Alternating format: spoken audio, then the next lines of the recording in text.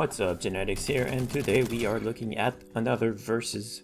This time the winner of last time, the Galil, which defeated the M16 in my eyes for the best long-range weapon.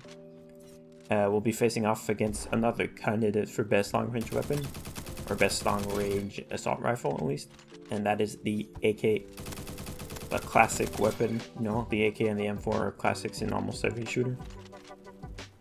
Probably because of their popularity in CSGO. And so today the AK will be facing off against the Galil. Notably, the AK is a 3-shot headshot, so the damage is higher than the Galil, which I think is 48 to the head, so it's a 4-shot headshot. The Galil has a slightly higher rate of fire though.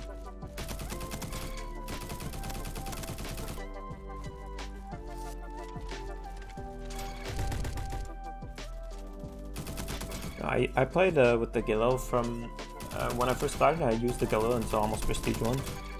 Then I switched to the Galil.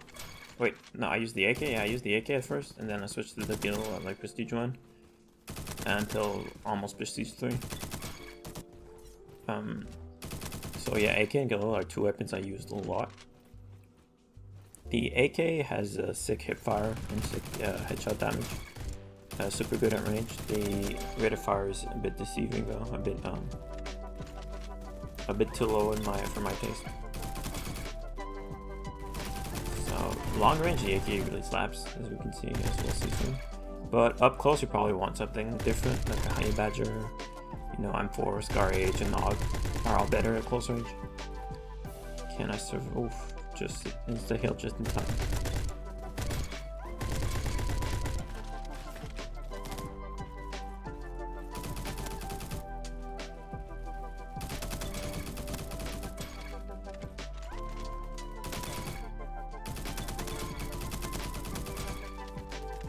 Nice little sequence right there. I feel like the Galil is such a nice weapon when you're at mid-range, mid to long range. With the 35 bullets also is a small advantage over the AK that has 30 bullets. Those 5 bullets can come in handy often when it comes to getting like a 3rd or 4th kill. With a single clip, those extra 5 bullets help a lot. This game was played on Waterways. The problem with Waterways, I feel, is that it's for TDM it's a bit too big. You end up like having to look for opponents. Like most of the game is spent looking for opponents rather than actually fighting. Whereas when you're playing King of the Hill in Waterways, though, that's a different story. Since there's an objective and people you know, congregate around the objective, then the map becomes a lot more fun. And it's actually one of my favorite KOF maps. Yeah, but not one of my favorite TDM maps at all. It's kind of funny because when I first started, it was end of December, right? And it was the Christmas event or the winter event or whatever. So the maps, you know, there was like the special version of Carol, the special version of Fantasy, and the Fantasy Factory, and the special version of Waterways. And so these maps were like voted non-stop, constantly. Whereas once the event ended and the map became back to normal, almost no one plays any of those 3 maps. Those are 3 less popular maps. Alright, so we didn't have enough time to see the AK, so I hopped into a second game to showcase the AK. Yeah, so the way this works, by the way, forgot to mention, every time I die I switch weapons. And then at the end I show my attachments, timestamps in the description, and I will also, oh no, the incel didn't pop off. I will also give my verdict, what I prefer. Alright, that was kind of bad, I don't know. You're watching that sequence, and that tracking was completely off.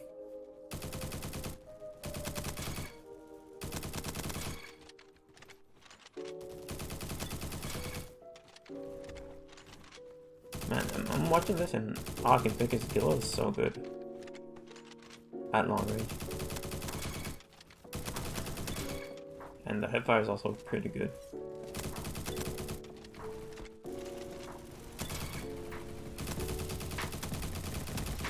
Oh, I'm kind of I'll go with that one. Got the kill in the end, but ended up dying. Back to the AK. Canal is my favorite map actually. Some of you might know. It's my favorite map, but when the game is not close, like when it's super one-sided, it's pretty bad. Like people end up being spawn trapped, and that's not the most fun. Like I enjoy being spawn trapped more than I enjoy spawn trapping people. And it's not like we spawn trap on purpose. It's just once you kill everyone and you take control of the middle of the map, then like by default people are spawn trapped, right?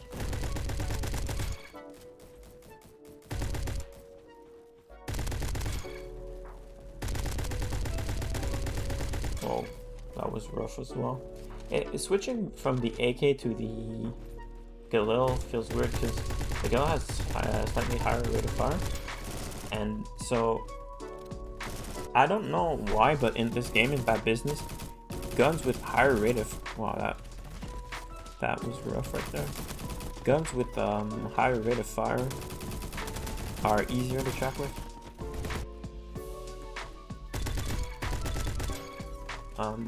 Like the feeling is completely different from tracking with one weapon to the other.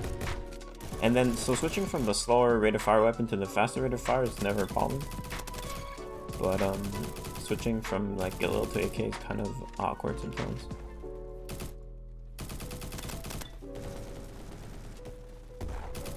It almost feels as if faster rate of fire weapons have faster bullet velocity, which I don't think is the case, but that's how it feels.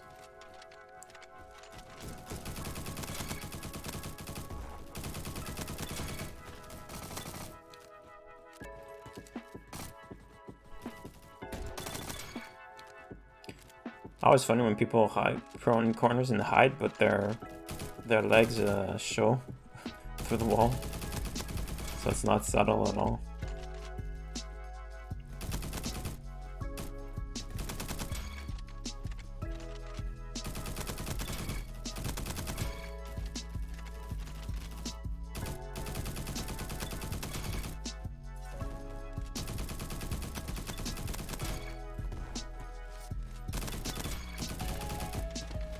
Oof.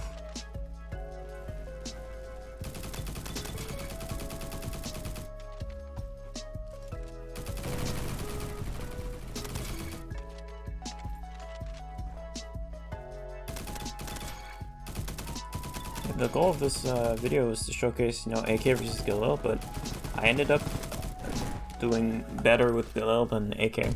So I end up dying like quicker whenever I have the AK compared to the Galil. So most of the gameplay is actually just Galil. Like that right there was unfortunate. Like I got triple pushed, so I ended up dying.